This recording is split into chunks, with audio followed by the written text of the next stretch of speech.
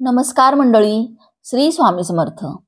मंडळी, घरामध्ये अजिबात बरकत नाहीये, घरामध्ये दरिद्रीच आहे.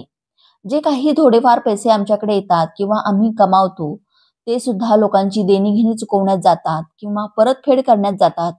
आणि कधी कधी थोडेफार पैसे वाचवलो म्हटलो की मध्येच एखादा खर्च असा निघतो की सगळा पैसा त्यामध्येच आमचा खर्च होतो. आणि पैसा नसल्यावर घरामध्ये चिडचिड होते, मानसिक ताण येतो तो वेगळाच. कारण मित्रांनो आणि मैत्रिणींनो, या जगामध्ये माणसाला सगळ्या गोष्टींची नाटकं करता येतात, पण पैशाचं नाटक या जगातला कोणताही माणूस करू शकत नाही. आणि करणार तरी कसं? पैसे टिकत नाही किंवा घरामध्ये असणारी आर्थिक चणचण याला आपल्याच काही चुका, आपल्याच काही सवयी किंवा आपल्या घरामध्ये असणारे काही दोष कारणीभूत असू शकतात, ज्याबाबत आपण अगदी अनभिज्ञ असतो. म्हणजे कधी कधी गोष्टी आपल्या समोर घडत असतात तरी सुद्धा आपल्याला त्याची जाण नसते. या सर्व गोष्टीबाबत आपण अगदी सविस्तर व्यवस्थितपणे बोलणार आहोत. त्याकरिता हा व्हिडिओ तुम्ही संपूर्ण पहा आणि व्हिडिओ पाहत असताना कमेंटमध्ये लिहा, जय लक्ष्मी माता. देवी लक्ष्मीच्या कृपेने तुमची सगळे स्वप्ने साकार होतील. व्हिडिओ जर तुम्ही पूर्ण पाहिलात तर योग्य ती माहिती तुमच्यापर्यंत पोहोचेल आणि तुमच्या मनामध्ये कोणत्याही प्रकारचे प्रश्न राहणार नाहीत. चला तर मग व्हिडिओला सुरुवात करते. मंडळी, एक एक करून मी तुम्हाला सर्व गोष्टी उलगडून सांगते. प्रत्येक गोष्ट अगदी सविस्तरपणे आपण जाणून घेणार आहोत. त्या घरामध्ये, ज्या घरामध्ये लक्ष्मीचा वास असतो ना, त्या घरामध्ये नेहमी चैतन्य राहतो. त्या घरामध्ये प्रत्येक व्यक्तींच्या अंगामध्ये एक वेगळाच उत्साह राहतो. एक वेगवेगळी कामं नेहमी ती करत असतात. महर्षी वाल्मिकी यांनी रामायण लिहून ठेवलेलं आहे. त्यांनी सुद्धा लिहून ठेवलं आहे की या जगामध्ये दारिद्र्याच्या इतकं दुसरं दुःख कोणतंच नाही. म्हणजे याचा अर्थ असा नाही की आपल्याजवळ पैसे असले म्हणजेच आपण सगळ्यात सुखी, सगळ्यात श्रीमंत. पण दुसऱ्या बाजूने विचार केला की इतर दुःखांच्या तुलनेमध्ये दरिद्री इतकं दुसरं दुःखच कोणतं नाही. त्यामुळे दरिद्री जर आपल्याला हटवायची असेल तर आपल्या घरातले काही दोष असतील किंवा आपल्याकडून घडणाऱ्या काही चुका असतील त्या आपल्याला थांबवायच्या आहेत आणि दोष आपल्याला नष्ट करायचे आहेत. तर सगळ्यात पहिली गोष्ट म्हणजे सूर्योदयानंतर उठणारा माणूस, म्हणजे सूर्योदय झाल्यानंतर उठणारी व्यक्ती ही कधीच श्रीमंत होत नाही किंवा ती कायम लक्ष्मीहीन राहते. अशी व्यक्ती जीवनामध्ये यशस्वी होणं तर दूर, पण कधीही तिच्याकडे पैसा येत नाही. त्यामुळे प्रत्येक व्यक्तीनं सूर्योदयापूर्वी उठण्याचा प्रयत्न करा. ब्रह्ममुहूर्तावर उठण्याचे आपल्याला आरोग्याचे सुद्धा खूप फायदे आहेत. पण अध्यात्माच्या दृष्टीने विचार केला तर सूर्याचं स्वागत करून जर आपण आपल्या कामाला लागलो तर नक्कीच आपल्याला प्रत्येक कामामध्ये यश मिळतं.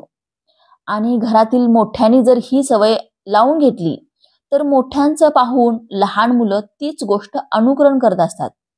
म्हणजे लहानांच्या अंगी सुद्धा तो गुण येतो.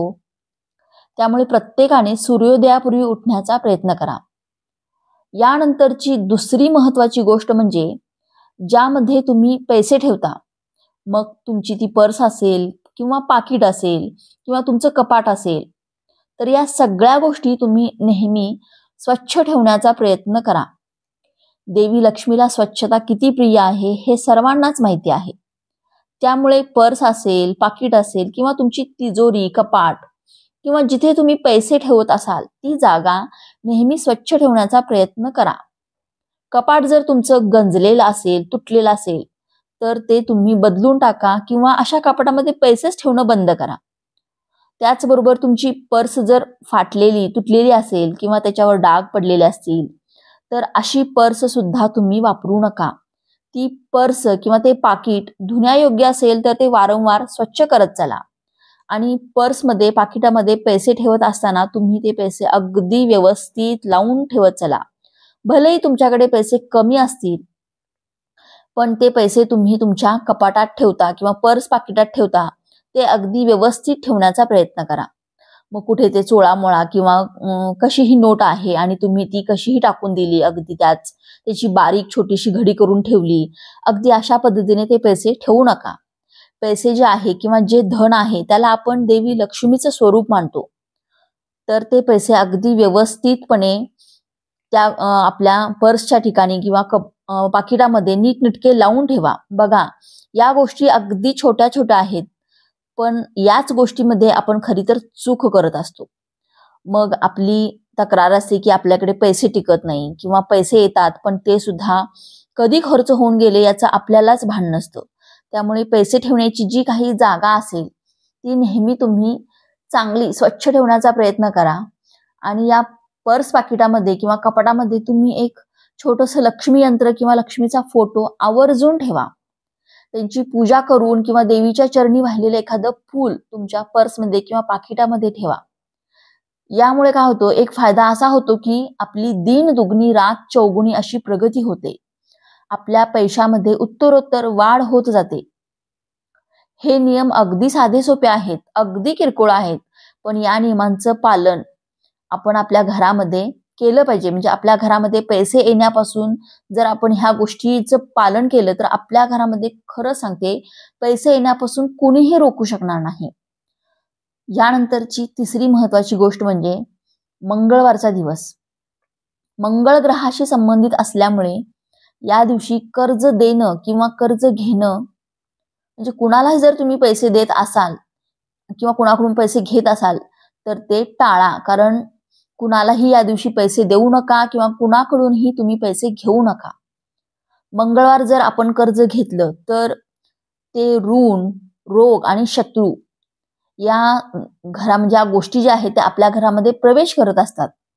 जर आपण काही कारणाने कळत न कळत कर्ज घेतलं, कुणाकडून पैसे घेतले तर ते फेडण्यासाठी मंडळी सांगते आपल्या नाकी नऊ येऊ शकतात. म्हणजे खूप अडचणींचा सामना आपल्याला करावा लागू शकतो. त्यामुळे कर्ज घ्यायचं असेल तर इतर दिवशी घ्या. कुणाला कर्ज द्यायचं असेल तर ते सुद्धा मंगळवार सोडून इतर दिवशी तुम्ही द्या. त्यानंतरची चौथी गोष्ट आहे ती सुद्धा मंगळवारच्या संबंधितच आहे. तर मंगळवारच्या दिवशी तुम्ही केस कापू नका, पुरुषांनी दाढी करू नका. महिलांनी सुद्धा आयब्रो असतील किंवा केस कट करायचे असतील तर ते सुद्धा मंगळवारी करू नका. महिला पुरुष दोघांसाठी सारखाच नियम आहे हा. महिलांनी मंगळवारी केस अजिबात धुवू नका. यामुळे मंगळाचा अशुभ प्रभाव आपल्यावर पडतो आणि या गोष्टी जर आपण केल्या तर नक्कीच आपल्याकडून धनाची हानी होते. त्यामुळे मंगळवारी या गोष्टी आपल्या घरामध्ये करणं टाळा, आवर्जून तुम्ही टाळा. त्यानंतरची पाचवी महत्वाची गोष्ट अशी आहे, आपल्या घरामध्ये जर भंगार असेल किंवा काही नको असलेल्या वस्तू असतील तर त्या जास्त काळासाठी आपल्या घरामध्ये तुम्ही ठेवू नका. भलेही तुमच्याकडे एखादं स्टोर रूम असेल ज्यामध्ये तुम्ही अडगळीच्या वस्तू ठेवता, मग ठरवता की आपल्याकडे तर स्वतंत्र खोली आहे, आपल्याला वाटेल तेव्हा ती अडगळ आपण बाहेर काढू. या दृष्टीने जर तुम्ही विचार करत असाल तर ते खूप चुकीचं आहे. तुमच्याकडे स्वतंत्र जरी खोली असेल अडगळीचं सामान ठेवण्यासाठी तरी सुद्धा तुम्ही जास्त काळासाठी अडगळीचं सामान ठेवू नका. वेळच्या वेळी त्या वस्तू ज्या आहेत त्या बाहेर काढा. ज्या गोष्टी भंगारला घालता येतील त्या घालून टाका. कारण कसं असतं की आपला मोह हा कधीच सुटत नाही, विशेष करून स्त्रियांचं. किंवा बरेच जण असे असतात की अरे ही वस्तू तर मी खूप कष्टाने खूप मेहनतीने घेतली होती, आता खराब झाली म्हणून काय झालं, ही माझ्या जवळच मी ठेवणार, म्हणजे आठवण म्हणून मी ठेवणार. कारण काय काय जणांना वाटतं की ही वस्तू जी घेतलेली आहे ही माझी पहिल्या मेहनतीची आहे, पहिल्या पगारातून मी घेतलेली आहे, खराब झाली म्हणून काय करायचं, काय झालं, मला ही आठवण म्हणून माझ्या जवळ ठेवायचं आहे, असं आपण करतो. तर असं करू नका.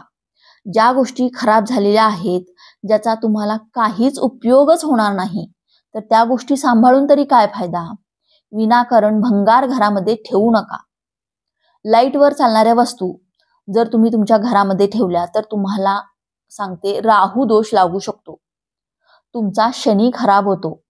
त्यामुळे इलेक्ट्रिकच्या ज्या ज्या वस्तू असतात ज्या खराब झालेल्या आहेत किंवा ज्या चालू सुद्धा होणार नाहीत, रिपेअर सुद्धा होणार नाहीत, अशा वस्तू अजिबात ठेवू नका.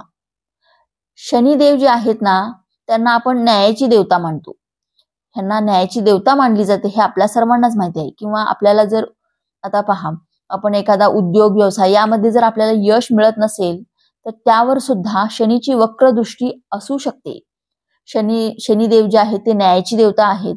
त्यामुळे आपला एखादा कुठला व्यवसाय उद्योग चालत नसेल तर त्याच्यावरती शनीची वक्र दृष्टी असू शकते. त्यामुळे शनिदेवांना जर तुम्हाला प्रसन्न ठेवायचं असेल, राहू दोषापासून आपल्याला मुक्तता मिळवायची असेल, तर घरामध्ये असं भंगार किंवा अडगळीचं सामान अजिबात ठेवू नका. जी चिरलेली भांडी असतात ती सुद्धा तुम्ही वेळच्या वेळी भंगारमध्ये देऊन टाका. त्याचबरोबर पहा, तुटलेल्या फ्रेम असतात, बंद घड्याळ असतात, तर ती सुद्धा जास्त काळासाठी ठेवू नका. जर तुम्हाला लाईटवरची म्हणजे एखादी इलेक्ट्रिकची वस्तू घ्यायची असेल तर ती नेहमी तुम्ही रात्रीच्या वेळी घ्या. कारण या इलेक्ट्रिक वस्तूंचा स्वामी सुद्धा शनिदेव आहे. देवी लक्ष्मीला प्रकाश किती आवडतो हे तुम्हाला माहितीच आहे. आणि इलेक्ट्रिक म्हणजे ज्यामध्ये लाईटचा संबंध येणारच आहे. त्यामुळे या गोष्टी तुम्ही रात्रीच्या वेळा आणि त्यातल्या त्यात कोणत्याही महिन्याच्या कृष्ण पक्षात जर घेतल्या ना तुम्हाला प्रत्येक कामामध्ये यश मिळेल. तुमचा व्यवसाय अगदी व्यवस्थितपणे चालेल. तर ही गोष्ट तुम्हाला लक्षात ठेवायची आहे. जी काही तुम्हाला इलेक्ट्रिक वस्तू घ्यायची आहे तर ती रात्रीच्या वेळी घ्या आणि कोणत्याही महिन्यातल्या कृष्ण पक्षात तुम्हाला घ्यायची आहे. त्यामुळे तुम्हाला प्रत्येक कामामध्ये यश मिळतं. तुम्ही जो काही उद्योग व्यवसाय कराल त्यामध्ये सुद्धा तुम्हाला अगदी व्यवस्थित म्हणजे अतिशय उत्तमरित्या यश मिळतं. तुमचा उद्योग व्यवसाय उत्तमरित्या चालतो. त्यामध्ये तुम्हाला खूप फायदा होतो. यानंतरची 6वी महत्वाची गोष्ट म्हणजे आपल्या किचनमध्ये उष्टी खरकटी भांडी जास्त काळासाठी कधीच ठेवू नका. आपल्या अंगामध्ये खूप आळस भरलेला असतो की आता मी ही भांडी घासीन, नंतर घासीन, या विचाराने ती भांडी तशीच पडून देतो. आणि किंवा जर तुमच्याकडे कामवाली येणार आहे तर ती सकाळी येईल, मग रात्री आपण काय करतो की आपलं जे बेसिन असतं ते अगदी आपण गच्च भरून भांडी ठेवतो. पण असं अजिबात करू नका. भलेही तुमच्याकडे कामवाल्या मावशी ताई येत असतील तर तुम्ही त्या भांड्यामधलं उष्ट खरकट काढण्याचं तरी काम करा. किंवा उष्ट खरकट काढून ती भांडी झाकून ठेवा. म्हणजे तेवढं तरी तुम्ही काम करा. भलेही तुमच्या कामवाली येत असतील तुमच्या घरी, त्यांना सुद्धा घासताना अगदी व्यवस्थित वाटलं पाहिजे. त्या सुद्धा एक माणूसच आहे, त्यांचा सुद्धा एक जीव आहे. त्यांना सुद्धा किळस होणं हे अजिबात वाटता कामा नये, याचा आपण विचार केला पाहिजे. म्हणजे त्यांना जे आपल्याकडे कामवाली ताई येतात किंवा ताई येतात तर त्या लोकांना सुद्धा असं वाटता कामा नये की अरे ही लोक कशी राहतात, त्यांचं राहणीमान कसं आहे, असं वाटता कामा नये. त्यामुळे खरकटी भांडी तुम्ही त्यातलं कमीत कमी खरकट काढून तरी तुम्ही ती झाकून ठेवा. पण दुसरी व्यक्ती जेव्हा आपल्याकडे काम करायला येत असते ना तेव्हा ती भांडी बघून कशी ठेवून दिलेली आहेत तर आपल्याला सुद्धा माहिती असतं की आपल्याला कुणाच्या रूपानं माहित नाही ना, आपल्याला कुणाच्या रूपानं देव भेटेल किंवा कुणाच्या रूपात नारायण भेटेल. कुणीही व्यक्ती आपल्या घरी येणार असेल, भलेही ते काम करणारी असू दे किंवा आणखीन काही, तिच्यासाठी ही अशी उष्टी खरकटी भांडी निदान खरकट काढून तरी ठेवा. आणि नसेलच तुमच्याकडे असं कोणी येणार, तुमची कामं तुम्हाला स्वतःलाच करायची असेल तर मग आळस का करायचा. भांडी जी आहे ती वेळच्या वेळी स्वच्छ करण्याचा प्रयत्न करा. आपल्या किचनमध्ये म्हणजे आपल्या स्वयंपाकघरामध्ये रात्रीच्या वेळी प्रवेश करत असते म्हणजे लक्ष्मी माता. रात्रीच्या वेळी नेहमी प्रत्येकाच्या किचनमध्ये प्रत्येकाच्या स्वयंपाकघरामध्ये लक्ष्मी मातेचा एक फेरफटका हा असतोच.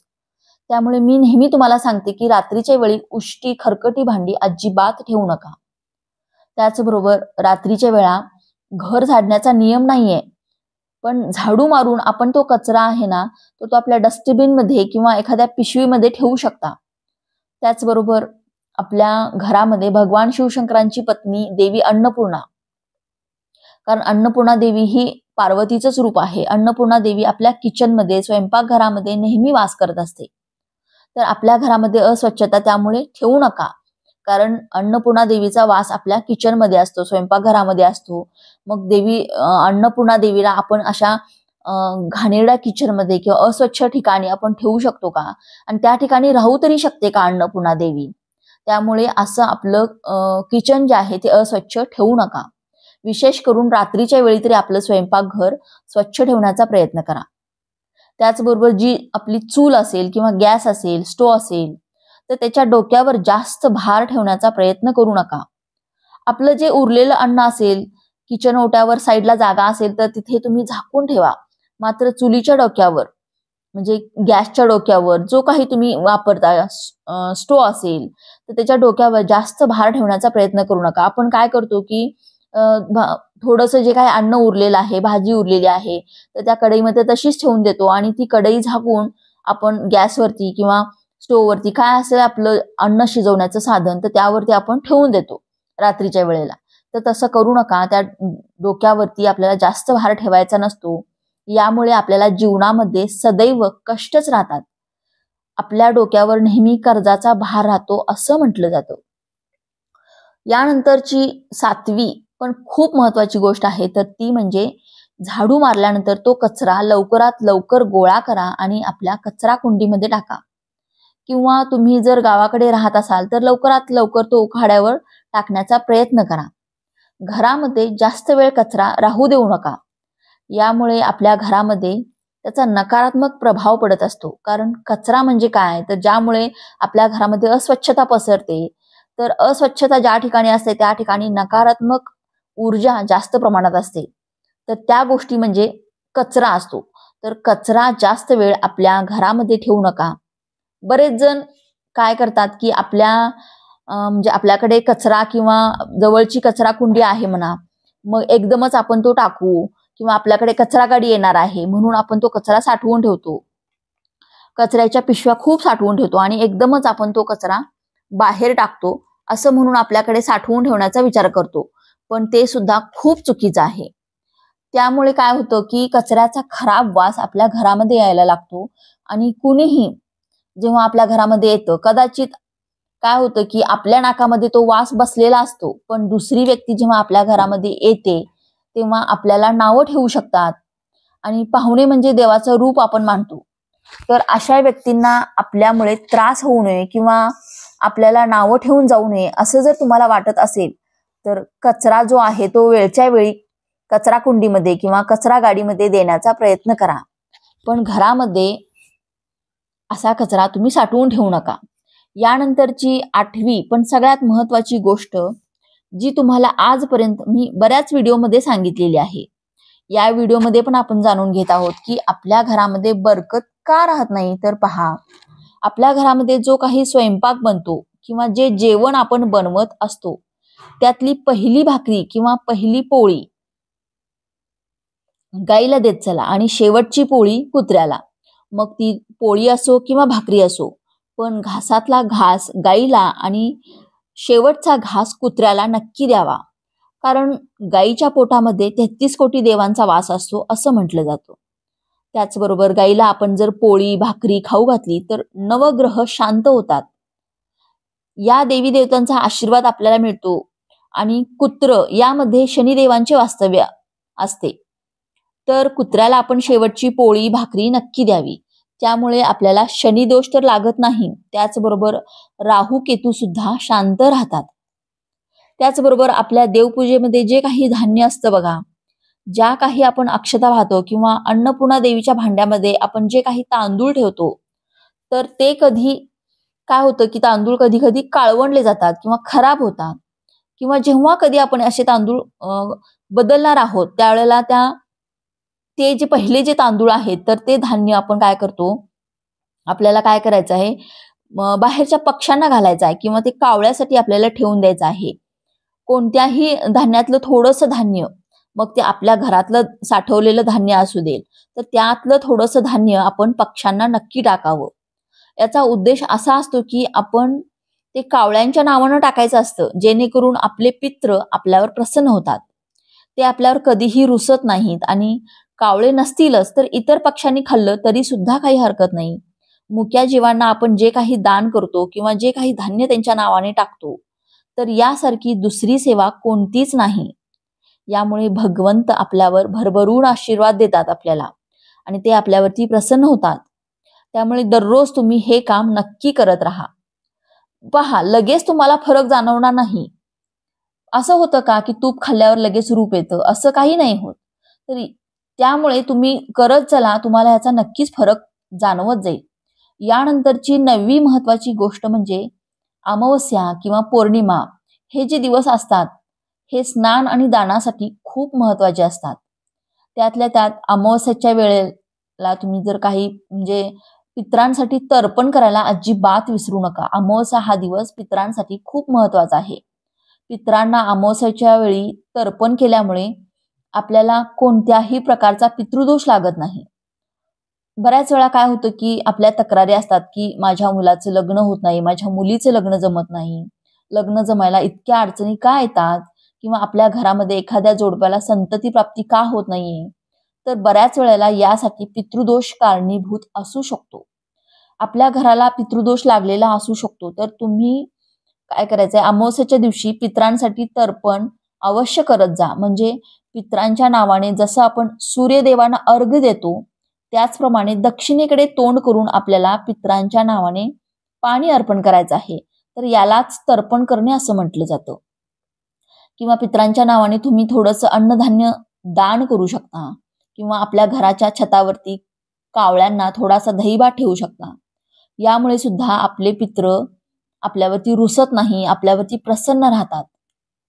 यानंतरची 10वी महत्वाची गोष्ट आहे, म्हणजे पौर्णिमा असेल, अमावस्या असेल किंवा काही सणवार असेल तर त्यावेळेस आपल्या घराचा मुख्य दरवाजा पुसून आपल्या घराच्या मुख्य दरवाजाच्या पुढच्या बाजूने आणि मागच्या बाजूने कुंकवाने, चंदनाने किंवा हळदीने स्वस्तिक काढायला विसरू नका.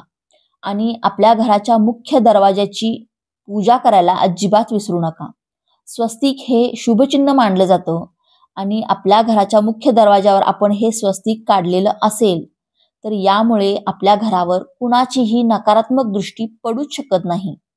आणि जरी पडली तर त्याचा वाईट प्रभाव आपल्या घरातील व्यक्तींवर अजिबात पडत नाही. तर तुम्ही हे स्वस्तिक काढायला अजिबात विसरू नका. त्यानंतरची 11वी महत्वाची गोष्ट म्हणजे संध्याकाळच्या वेळेला आपल्या घराचा मुख्य दरवाजाच्या बाहेर दिवे लावायला तुम्ही अजिबात विसरू नका. त्याचबरोबर घरामध्ये कापुराने आरती करायला अजिबात विसरू नका. कापूर जो आहे तो घरामधील नकारात्मक ऊर्जेला दूर करण्याचं काम करतो. इतकी शक्ती या कापुरामध्ये असते. तर 2 कापूरवड्या घेऊन तुम्ही ज्या पण देवी देवतांना मानता त्या इष्ट देवाची तुम्हाला आरती करायची आहे कापुराने. कापूर आरती आपल्या घरातील वातावरण प्रसन्न ठेवायला अतिशय मदत करत असते. त्यामुळे वातावरण जर प्रसन्न असेल तर आपण कामं सुद्धा अगदी आपली चांगल्या प्रकारे करू शकतो. आणि कष्ट केले, काम केले तर नक्कीच आपल्याकडे सगळ्या बाजूने पैसा येऊ शकतो. यानंतरची 12वी सगळ्यात शेवटची पण महत्वाची गोष्ट म्हणजे तुमच्या दारामध्ये जर कोणी याचक आला, म्हणजे तुमच्या दारामध्ये कोणी खायची वस्तू मागायला कोणी आलं, म्हणजे मला थोडीशी भाकरी द्या किंवा पोळी द्या, मला भूक लागलेली आहे, तर त्याला अन्नदान तुम्ही अवश्य करा. अन्नदानासारखे मोठे पुण्य या जगामध्ये कोणतंच नाही. पण मी तुम्हाला हे मात्र नक्की सांगू शकेन की तुमच्याकडे जर कोणी पैसे मागायला आलं किंवा पैशाची मदत मागायला आलं तर त्याला तुम्ही अजिबात मदत करू नका. पण तुमच्याकडे जेव्हा कोणी एखादा असा याचक येतो, भुकेसाठी आलेला आहे तो, तर त्याला नक्कीच तुम्ही अन्नदान करा.